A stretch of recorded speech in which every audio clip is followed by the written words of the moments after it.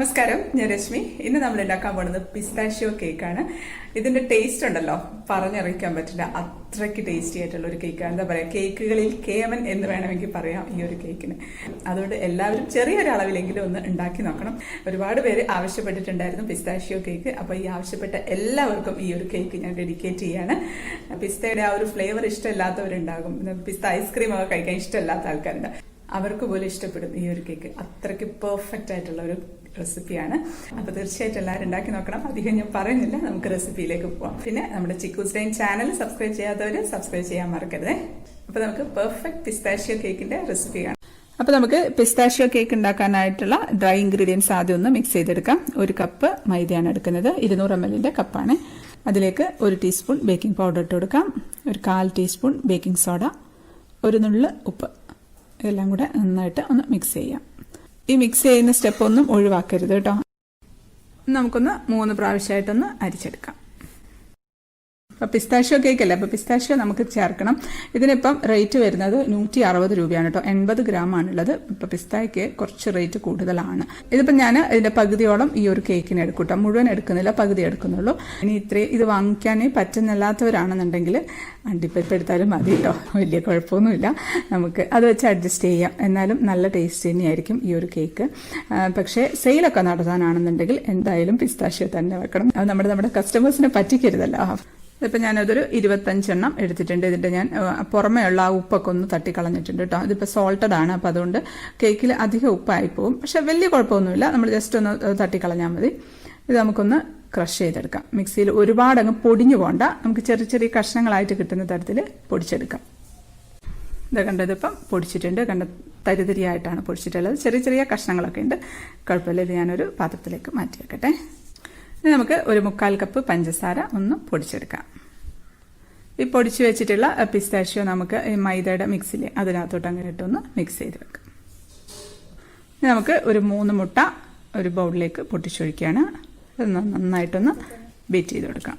ഇപ്പോൾ മുട്ടയുടെ സ്മെല്ല് കേക്കിന് വരുന്നു എന്ന് പറഞ്ഞവർക്ക് വേണ്ടിയിട്ട് ഞാൻ ബേക്കിംഗ് ക്ലാസ്സിൽ വിശദമായിട്ട് പറഞ്ഞിട്ടുണ്ട്, അതൊക്കെ ഒന്ന് കണ്ടു നോക്കാം. അപ്പോൾ അതൊന്ന് ബീറ്റ് ആയിട്ടുണ്ട്. അതിലേക്ക് നമുക്ക് 1 ടീസ്പൂൺ വാനില എസൻസ് ഒഴിച്ചു കൊടുക്കാം.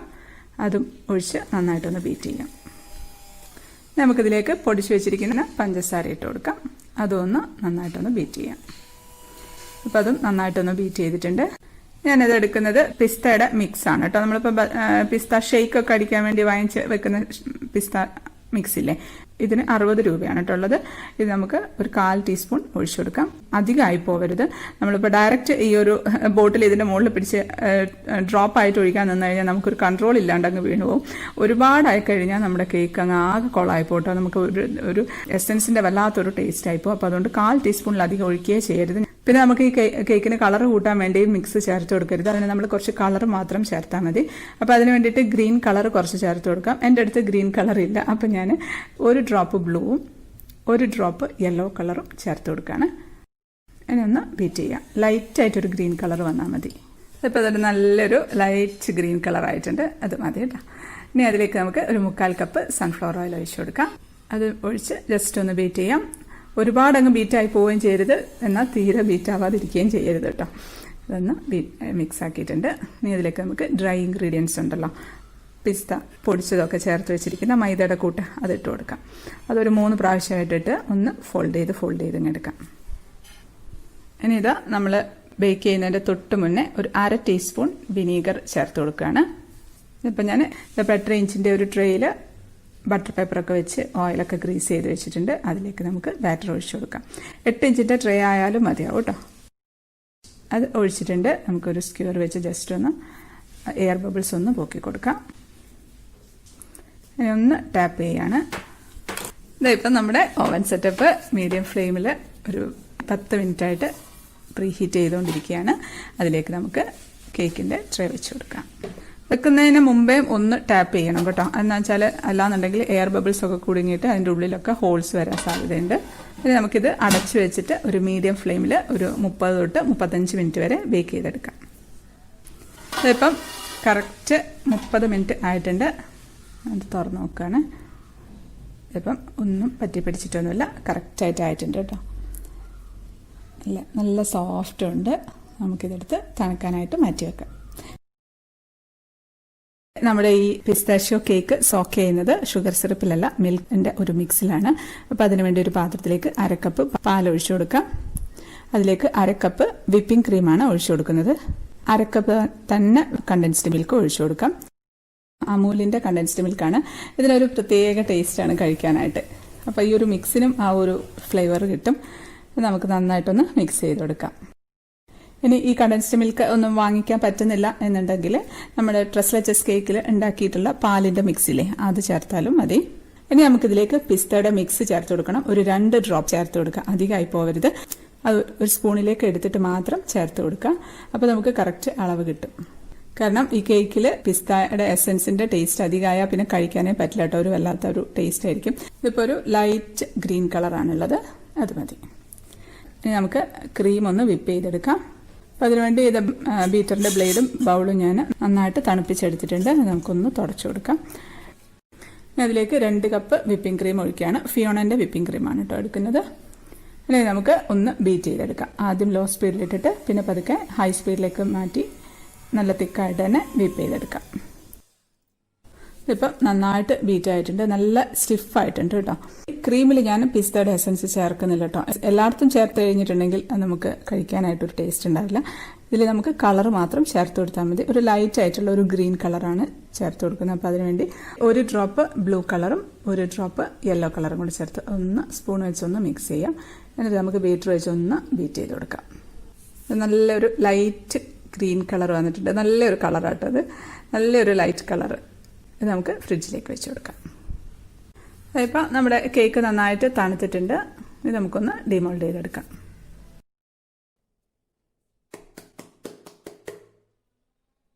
ഇതാണ് നമ്മുടെ കേക്ക്. നല്ല ഹൈറ്റൊക്കെ വെച്ച് നല്ല പെർഫെക്റ്റ് ആയിട്ട് തന്നെ വന്നിട്ടുണ്ട്.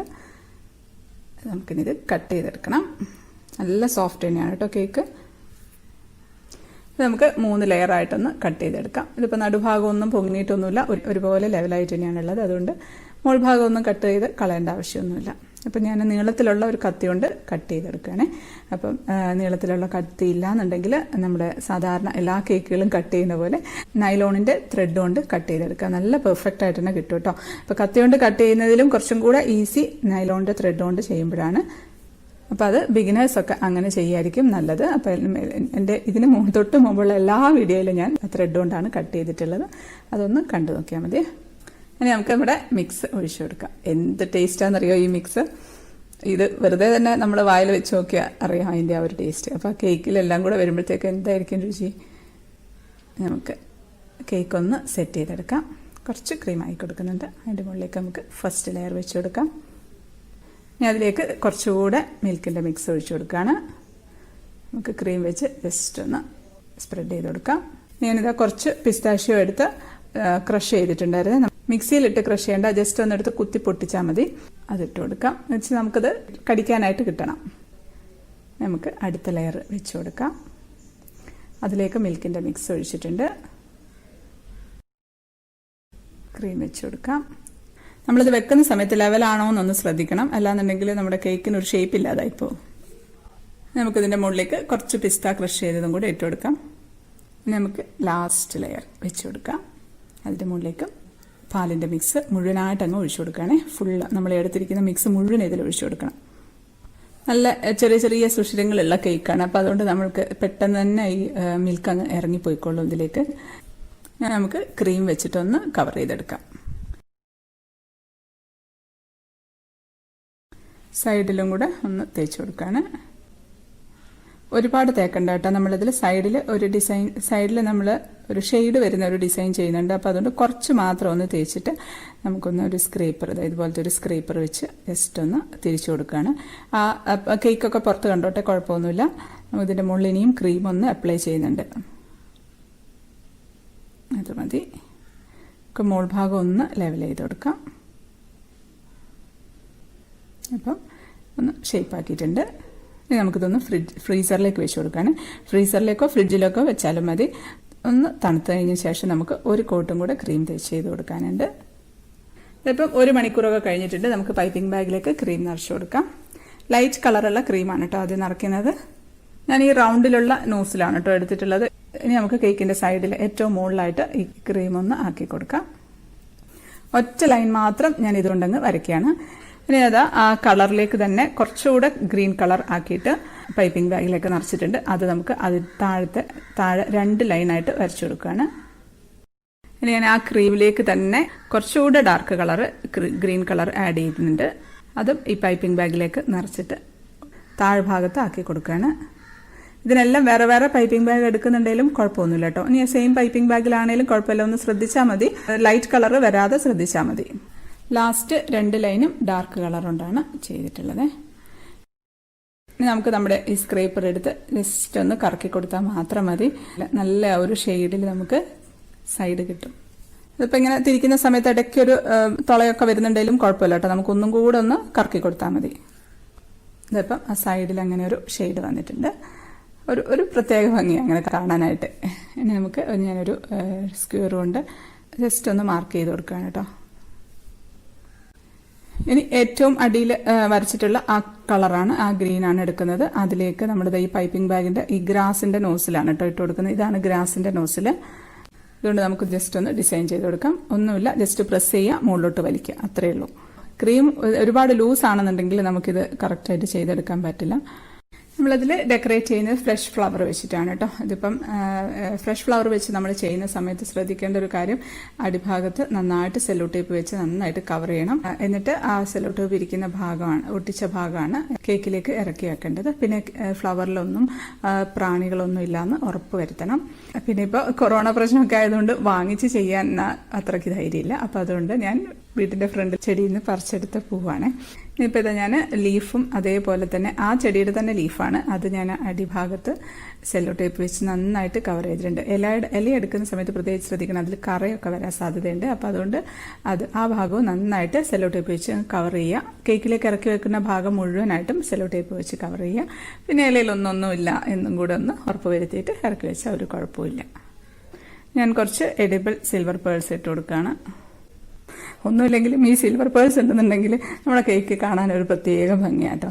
ഇപ്പോൾ വെഡ്ഡിങ് കേക്ക്സ് മാത്രമല്ല, അല്ലാത്തത് നമുക്ക് ഫ്രഷ് ഫ്ലവറൊക്കെ വെച്ച് ഡെക്കറേറ്റ് ചെയ്യാം.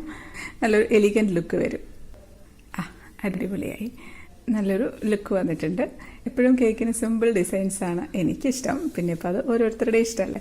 നിങ്ങൾക്ക് വേണമെങ്കിൽ ഇതിൽ റോസറ്റേ വേണമെങ്കിൽ റോസറ്റേ ചെയ്യാം, അല്ലാന്നുണ്ടെങ്കിൽ ഫ്ലവറിൻ്റെ ഡിസൈൻ വേണമെങ്കിൽ വിപ്പിംഗ് ക്രീം വെച്ച് തന്നെ ഫ്ലവർ ഡിസൈൻ ചെയ്യാം, അല്ലാന്നുണ്ടെങ്കിൽ ചോക്ലേറ്റ് ഡെക്കറേഷൻ എന്തെങ്കിലും ചെയ്യാം. അതൊക്കെ എന്തായാലും കുഴപ്പമൊന്നുമില്ല. ഇതാകുമ്പം എളുപ്പമാണ്, കാണാനും നല്ല ഭംഗിയുണ്ടാവും. ഇനി നമുക്ക് കട്ട് ചെയ്യാം. കത്തി വെക്കുമ്പോൾ തന്നെ അങ്ങ് ഇറങ്ങി പോകുന്നുണ്ട് കേട്ടോ, നല്ല സോഫ്റ്റായിട്ട് ഇറങ്ങി പോകുന്നുണ്ട്. ഇത് കട്ട് ചെയ്തു. അടിപൊളി, നല്ല ഭംഗിയുണ്ട് കേട്ടോ കാണാൻ. ഉള്ളിൽ ഡാർക്ക് ഗ്രീൻ കളറും ലൈറ്റ് ഗ്രീൻ കളറും കൂടെ ഉള്ള ഒരു കോമ്പിനേഷൻ നല്ല ഭംഗിയുണ്ട് കാണാനായിട്ട്. നേരത്തെ കാണാൻ നല്ല ഭംഗിയുണ്ട് കേട്ടോ. ക്യാമറയിൽ എങ്ങനെ ഉണ്ടാവുമെന്ന് അറിയില്ല, എന്നാലും കൊള്ളാം. ഇനി നമുക്ക് കഴിക്കാം.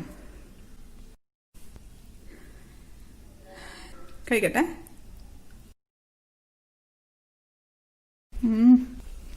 എന്താ പറയണ്ടേ, അത്രയ്ക്ക് ടേസ്റ്റി ആയിട്ടുള്ള ഒരു കേക്കാണ്. മിൽക്കിൻ്റെ ആ മിക്സിൽ സോക്കായിട്ടിരിക്കുന്ന ആ ഒരു കേക്ക് ഇടയ്ക്കിടയ്ക്ക് പിസ്താഷ്യോ കടിക്കാൻ കിട്ടുന്നുണ്ട്. ഒരു വല്ലാത്തൊരു ടേസ്റ്റ് ആട്ടോ, ഒരു ഹെവൻലി ടേസ്റ്റ് എന്നൊക്കെ വേണമെങ്കിൽ പറയാം. അത്രയ്ക്ക് ടേസ്റ്റുള്ള ഒരു കേക്കാണ്. എല്ലാവരും ഒന്ന് ഒരിക്കലെങ്കിലും ഈ ഒരു കേക്ക് ടേസ്റ്റ് ചെയ്യണം, അത്രയ്ക്ക് ടേസ്റ്റുള്ള ഒരു കേക്കാണ്. പിസ്താഷ്യോ കിട്ടാനില്ല എന്നുണ്ടെങ്കിൽ കാഷ്യൂ നട്ട്സ് വെച്ചിട്ട് ഉണ്ടാക്കി നോക്കൂ. പിസ്തയുടെ മിക്സ് എല്ലായിടത്തും കിട്ടാനൊക്കെ ഉണ്ട്, അപ്പോൾ അത് വാങ്ങിച്ചിട്ട് ഉണ്ടാക്കിയാൽ മതി. എളുപ്പമല്ലേ ഉണ്ടാക്കാനായിട്ട്. സാധാരണ കേക്ക് ഉണ്ടാക്കുന്ന അത്ര പോലും ബുദ്ധിമുട്ട് എനിക്ക് തോന്നിയിട്ടില്ല ഉണ്ടാക്കിയപ്പം. എളുപ്പത്തിൽ ഉണ്ടാക്കി കഴിഞ്ഞു. അപ്പോൾ ബീറ്റർ ഒന്നും ഇല്ലാത്തവരൊന്നും വിഷമിക്കേണ്ട. മിക്സിയിൽ ബേസ് ചെയ്തിട്ട് ക്രീം വിപ്പ് ചെയ്യാനായിട്ട് മിക്സിയിൽ ചെയ്യാൻ പലർക്കും ബുദ്ധിമുട്ടുണ്ട്. അപ്പം അങ്ങനെ ബുദ്ധിമുട്ടുള്ളവരാണെന്നുണ്ടെങ്കിൽ വിസ്ക് വെച്ചിട്ട് ക്രീം വിപ്പ് ചെയ്താൽ മതി. അപ്പം അത്രയേ ഉള്ളൂ. ഈ പിസ്താഷ്യോ കേക്ക് വീഡിയോ ഇഷ്ടപ്പെട്ടു എന്ന് വിശ്വസിക്കുന്നു. ഇഷ്ടപ്പെട്ട ലൈക്ക് ചെയ്യാനും കമൻറ്റ് ചെയ്യാനും ഷെയർ ചെയ്യാനും ഒന്നും മറക്കല്ലേ. സബ്സ്ക്രൈബ് ചെയ്യാത്തവർ ഒന്ന് സബ്സ്ക്രൈബ് ചെയ്തേക്കണേ. അപ്പോൾ നമുക്ക് അടുത്തൊരു അടിപൊളി റെസിപ്പി ആയിട്ട് കാണാം. അതുവരേക്കും stay happy, stay positive. By.